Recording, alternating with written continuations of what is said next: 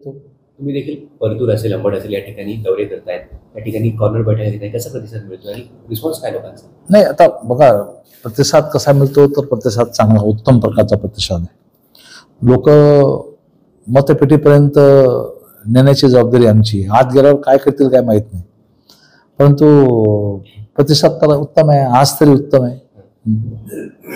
भाजपने आता स्वबळावर जाण्याची भूमिका घेतलेली आहे. आगामी निवडणुका आम्ही स्वबळावर लढवू आणि जिंकू असं भाजपकडून सांगण्यात येत आहे. हा, अलीकडच्या काळामध्ये त्यांचे जे वक्तव्य या लागले नेत्यांचे, त्याहून तरी त्यांचा ठाम निर्णय झालेला असं वाटतं. ठीक आहे, त्यांना शुभेच्छा आमच्या. परंतु कोणालाही कमी लेखण्याची त्यांनी चूक करू नये असं माझं मत आहे. तुम्ही यापूर्वी भाजपला प्रस्ताव दिला होता, तिथं मात्र तुम्ही प्रस्ताव स्वीकारला नाही. आता ते जिल्हा बँक असेल, जिल्हा परिषद असेल, जालना महापालिका असेल, या निवडणुका स्वबळावर लढण्याची भाषा करताय, म्हणजे यात काही ना काही संघर्ष होण्याची शक्यता आहे भविष्यात. संघर्ष काय होईल? ज्याचं बहुमत असेल त्याची सत्ता होईल,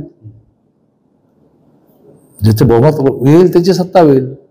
आम्ही सांगतो आमचं बहुमत होईल, ते सांगतात त्यांचं बहुमत येईल. ठीक आहे, ज्यांचं येईल त्याचं लोकशाहीमध्ये मान्य राहील. त्यांचं आलं यशाचं तर आम्हाला ते मान्य राहील.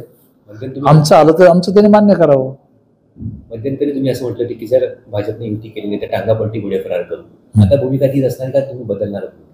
नाही, 100% युती नाही केली तर टांगापलटी करायला आम्ही किती तयार आहेत.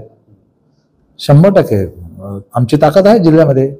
आम्हाला मानणारा वर्ग आहे, शिवसेनेला मानणारा वर्ग आहे, शिवसेना प्रमुखाला माननीय एकनाथ शिंदे साहेबांना मानणारा वर्ग आहे. लाडक्या बहिणी आमच्यासोबत आहेत. तेव्हा मला वाटत नाही की काही चिंता, आम्हाला पक्ष म्हणून काही चिंता आहे. लाडक्या बहिणी महायुतीसोबत आहे का शिवसेनेसोबत आहे? लाडक्या बहिणी एकनाथ शिंदे साहेबांसोबत आहेत. म्हणजे याचा शिंदे गटाला फायदा होईल आणि भाजपला कुठेतरी नुकसान होईल? अर्थातच 100% फायदा शिवसेनेला होईल. अर्जुन खोतकरांनी समजून घ्यायला पाहिजे असं दानवे म्हणतात. तर दानवे आणि लोणीकर युतीमुळे अनेकांच्या झोपा उडाल्या आहेत, लोक खडबडून जागे होत आहेत, झोपा लागत नाही असं लोणीकर म्हणतात. दोघांचे 2 पक्ष होते का? एकच पक्ष होता? मग दोघांचे पक्ष कोणते होते? भाजपच आहे ना. मग एकत्र आले तर त्याला नवल काय? ते एकच होते ना पहिल्यापासून. आम्हाला आमच्या झोपा उडायचं काय? कोणाचा उडाला आहे? त्यांच्या झोपा उडाय असेल तेच त्यांच्या झोपा एकमेकाच्या उडवतात. आम्हाला काही घेणं देणं नाही त्यांच्याहून. एक आले आम्हाला आनंद आहे, एक आले आम्हाला निश्चितपणे कोणीही एक यावं असा आनंद आम्हाला आहे. परंतु हे अगोदर झालं असतं तर बरं झालं असतं. आता लोकसभेचा जिल्हा घटक होतो. परतूर, मंठा, अंबड, घनसावंगी जालन्यामध्ये येणार आहे. परभणी तिकडचं कटणार आहे, इकडचं संभाजीनगर कटणार आहे, शिरोड कटणार आहे. त्यामुळे परतूर, मंठा, घनसावंगी, अंबड येतात. कदाचित त्याची पायाभरणी असेल. भविष्यात हा त्यांचा जो काही मैत्रीचा प्रस्ताव किंवा जी मैत्री आहे ती अबाधित राहिलं असं वाटतं त्या परत दुरावलं जातं. आता काय दोघांच्या मनातून ठरलं असेल तर हा म्हणजे या भोपळा थोडीच येते. पण ते म्हणतात की आमची मैत्री अमिताभ बच्चन आणि धर्मेंद्र सारखी. हा, पण ते वेळ भोपळ्यासारखी असू नये, बाकी काय माझं मत. असं चांगले आनंद आहे आम्हाला. अमिताभ बच्चन, धर्मेंद्र सारखी actually आनंद आहे आम्हाला. तुमच्या शुभेच्छा आहेत. आमच्या शुभेच्छा आहेत. ते म्हणतात की युती करण्यासाठी आमची तयारी आहे आणि येणाऱ्या काही दिवसात आम्ही युतीसाठी बसणार आहोत असं रावसाहेब दानवे यांनी सांगितलं. नाही, अशी भूमिका असेल तर त्या भूमिकेचं स्वागत आहे त्यांच्या.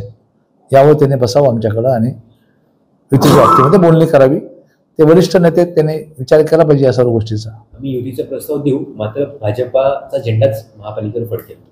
हो ना, पण आता हे मी कोण ठरवणार आणि ते कोण ठरवणार आहे? ही जनता ठरवेल ना. झेंडा कोणाचा फडकवायचा ही जनता ठरवेल. आणि माझ्या जनतेवर पूर्णपणे विश्वास आहे. मी जे केलं या वर्षभरामध्ये 500 कोटी या शहराच्या विकासासाठी आणले. आता करायचं काम आम्ही आणि यांनी बोर्ड लावायचे. आता गडकरी साहेबाला भेटलो मी, 15 कोटी रुपये आणले मी आणि बोर्ड यांनी भाजपने लावायचे. ही काय पद्धत आहे करावं? असं कधी झालं नाही. ज्याचं आम्ही त्यांच्या कामाचं थोडीच बोर्ड लावतो. कधी रेल्वेचं काम आम्ही एवढं केलं असं आम्ही थोडीच म्हणतो, ते त्यांनीच केलं म्हणतो आम्ही. अशा पोरकट गोष्टी करू नये.